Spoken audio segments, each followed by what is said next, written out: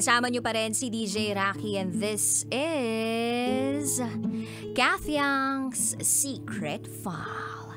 Si Kathyang na nagpaubaya sa taong mahal na mahal niya dahil yung taong mahal niya na itago natin sa pangalang Kyrie na nakilala niya through an app / via friend. O, diba? Ang daming pinanggalingan ng story. Ay, naka-arrange marriage pala. Oh. So, ang nangyari, nagpaubaya siya kahit siya naman ang pinipili ni Kyrie. At ngayon, umaasa siya na somewhere, someday, silang dalawa.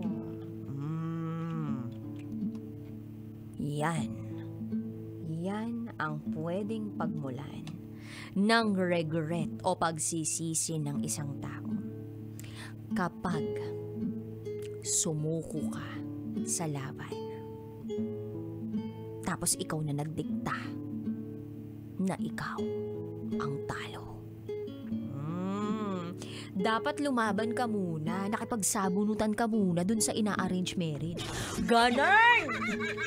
Dapat 2024, palaban ka na, girl. Dapat hindi ka pumapayag na ikaw ang naaagawan. Tandaan mo, ang mundo ay parang Quiapo. Maraming snatcher. Kaya dapat ikaw din magpa-training ka sa mga taga-Quiapo. Charot lang, Widaro. Ito naman, nagbibiro lang po ako. Anyway, pakinggan na po natin yung mga kabisyo natin nag-share ng kanilang mga thoughts, comments, suggestions, and violent reactions. Ito pong sabi ni Darwin Russell. I remember about my mom told me about arranged marriage ng mga Chinese or to a rich family. Merong mga ganitong klaseng pagpaplano para emerge ang kanilang mga negosyo or something that involves money. Siguro, sa sender natin today, halatang nakaplano na ang kasal ng boyfriend niya doon sa babae before pa naging sila. I just hope na makamove on ka sa sakit na nararamdaman mo ngayon. Yan po ay comment mula kay Darwin Russell. Actually, meron akong kaibigan na Chinese. Tinanong ko siya yung tungkol sa mga arranged marriage. Sabi naman niya, may mga ibang Chinese or Chinoy na hindi na pinapractice yung arranged marriage. May mga ganun na po. So, these are modern people and yung mga paniniwala nila hindi na very traditional or cultural based. Pero for some families, to protect their wealth, yun daw yung ginagawa. Nag-arrange marriage. So, kapag hindi tayo arrange marriage, ang ibig sabihin niyan, poor tayo. Diba baka yun lang talaga yun? Oo. Yun, poor. Beauty poor. Yung maganda ka pero mahirap ka. Ang tawag doon, beauty poor. Rocketera yarn. Anyway, eto naman sabi ni Steph D. Maaaring hindi magiging madali umasa na maghihiwalay ang dalawang nagmamahalan na. Mas lalo na kung kasal pa. Kaya Katsyang, you can choose giving a chance to others para ibigin at piliin lamang siya. Mas fulfilling, di ba? Actually, kapag nilet go mo yung taong pinipilit mong maging iyo, magbubukas yung pintuan ng kalandian. Charot, Widarot. Magbubukas ka ng pinto para sa mga ibang taong gustong pumasok sa buhay mo. Or at least, meron man lang taong makakatok sa pinto mo. At marinig mo yung katok na yun. Kaya ang importante kilalanin ng husto yung tao, preferably in person bago mag-invest ng feelings. Parang sugal yan, pwede kang matalo kahit marami kang ipinustang pera. Actually, I don't know kung nag-meet sila talaga in person or na-in love siya dun sa idea of the person because of their conversation. Pero sa panahon po kasi ngayon, may mga tao talaga na nai-in love doon sa nakakakwentuhan nila because of a certain app, because of social media, because of their phones. Kumbaga, nawawala yung loneliness nila or yung pagkalumbay nila because of that person. Pero kung tutuusin, pag nawala yung taong yun, hindi ka naman nawasak, nawalan ka lang ng kausap. Pero pwede ka pa namang humanap ng ibang kausap. Try mo sa ibang mga social media app. Madami kaya. Makipag-usap ka dun sa mga nagko-comment na mga basher, diba?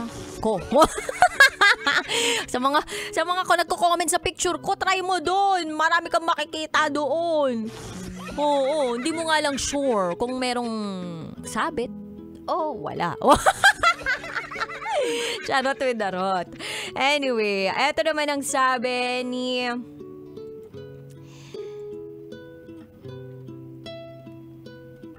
Charles Sancho. Okay, sabi niya, before ako mag-comment sa naging SF ngayon, I just wanna share a short story. Taray, short story pa more. Sa singing community rin nagsimula ang social life ko virtually. May kanya-kanya naman kaming karaoke machines, not until nagkaroon na ng toxicity dahil sa kanya-kanyang preferences. Masyado kasing mataas ang standards ng iba, either sa contest ng kanta or sa sound quality. Pero nung humantong na sa criticisms, gusto nila na ayaw silang pakialaman, kumbaga may mali na sa preference ng iba, though hindi rin ako ligtas sa toxicity ng community namin. Yes, may kanya-kanyang opinion but not agreeable dahil may offending part. Kasi kung ako ang mag-o-opinyon, may mga insulto, so nanahimik na lang ako. Wait lang ulitin ko lang yung part na yun kasi baka mali ako ng base. Kasi kung ako ang mag-opinyon, may mang-iinsulto, so nananahimik na lang ako at napagod ako sa kaiintindi kung hindi na ako kumbinsido. So sa SF sender natin, dapat ipinaglaban mo ang side mo. Apaka-delulu at OA naman ng stealer. Ayaw bitiwan kahit may nauna na, kaso yun lang, nagpaubaya ka, may begging part ka pa sa tatay ng first love mo. Kumbaga, yung stealer mananatiling OA at delulu pa rin sa 2024. Uy, gising, hindi ka mahal nun. Si sender lang ang minamahal ni Kyrie. In the entrance of 2024, ganun pa rin ang attitude. Kagigil. Yun lamang po, DJ Rocky, and Happy New Year. Uy, in fairness naman kay Charles Sancho, in-explain niya sa atin yung singing app. Feeling ko maraming singing application. Ang dami kayang mga naimbento sa App Store or Google Play Store na mga app. Meron nga dyan yung timbangan yung mga ganon. Or merong app dyan yung magbabasa ng palad mo. May mga ganon. Ang dami na naimbento sa app. Pero nasa sayo yun kung ano talaga yung gusto mo. Simple lang naman ang buhay. Huwag natin pakomplikahin. Kapag pakiramdam mo hindi ka na in dun sa app, edi umalis ka. Kung pakiramdam mo toxic ng buhay mo nang dahil sa app, edi umalis ka. Maghanap ka ng environment na safe para sa iyo. Yung alam mo na protektado ka, yung alam mo na nag-grow ka as a human being.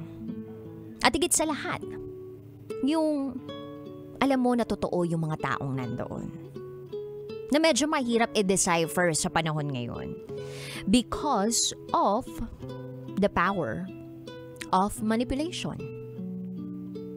Pwedeng-pwede tayong magpanggap through words, through what we post on our social media, or what we project doon sa mga app na sinasalihan natin or ini-install natin.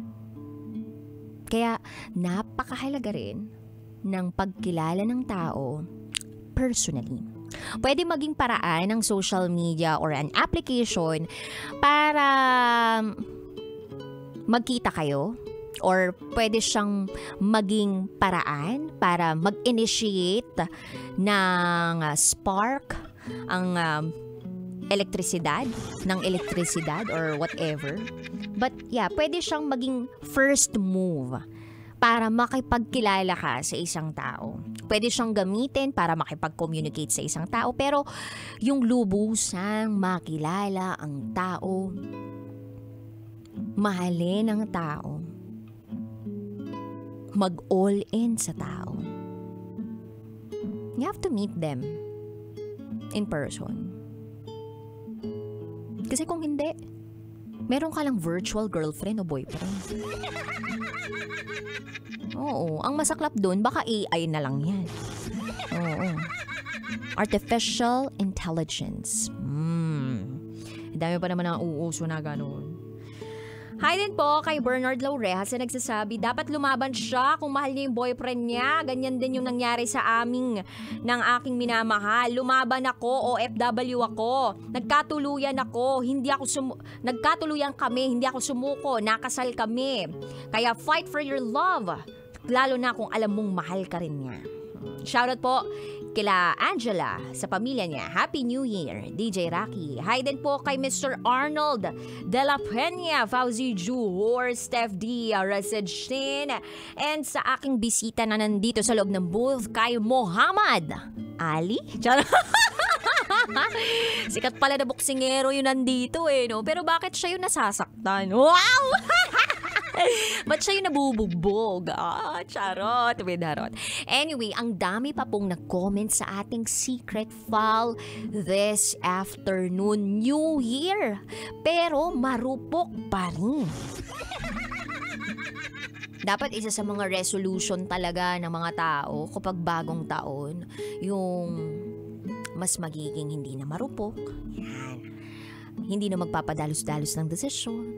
Yan. At higit sa lahat, yung lumaban ng lumaban.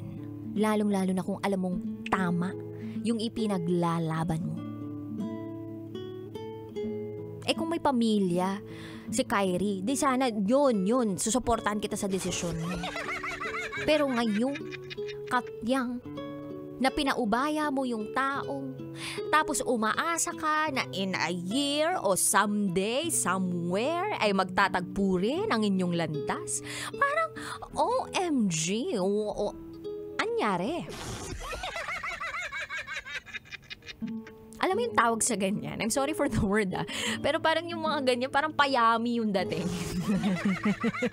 Yung gusto talaga hinahabol-habol yan. Pero, nasa huli yung pagsisisi. Kasi sana sa 10 hakbang niya papunta sa'yo, magbigay ka ng 5 para magtagpo kayo sa gitna.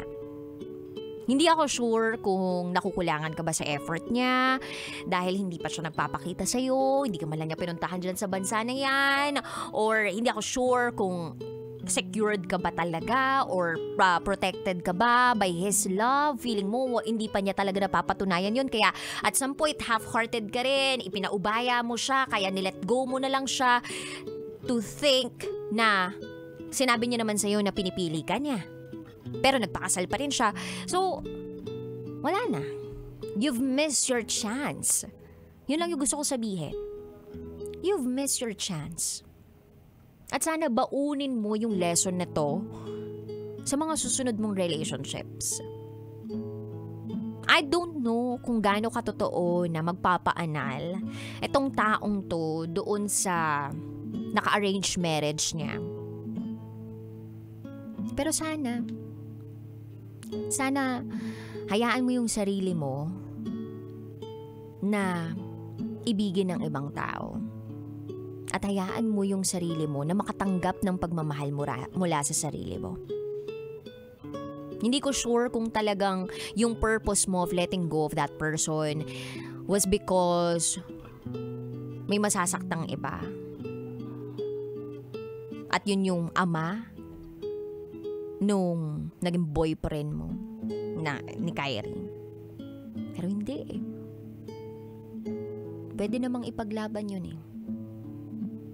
Minsan, may mga taong hindi talaga maiintindihan ang pagmamahalan ninyo. Lalong-lalo na kung hindi nila nakikita na kung gaano kayo ka-solid at kung gaano kayo kasaya kapag magkasama kayo.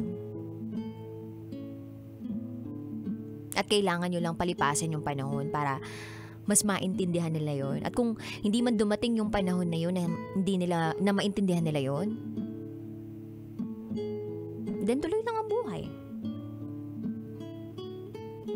Kasi hindi naman sila yung nagmamahal. Iba-iba naman tayo ng klase ng pagmamahal.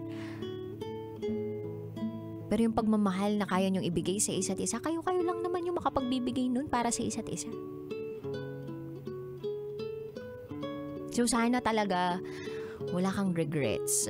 At kung meron man, baunin mo yung lesson ng episode ng buhay mo sa mga susunod mong relationship. I don't know if it is a chapter closed.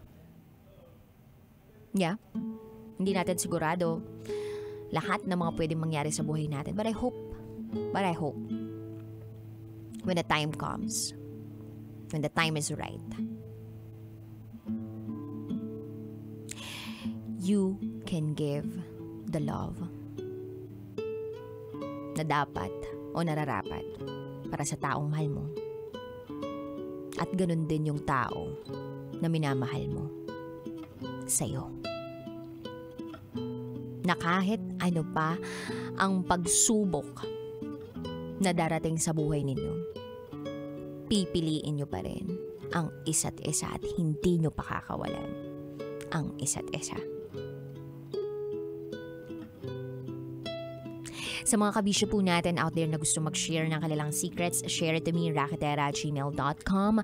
I gotta say, BRB as in bathroom break. You are still with me, DJ Raki. And you are listening here sa stasyong number 1 sa mga malulupet manggapang sa kakalsadahan.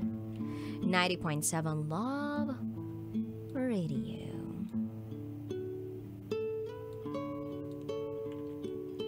This is Kathy Young's Secret File. Love Radio, Metro Zone.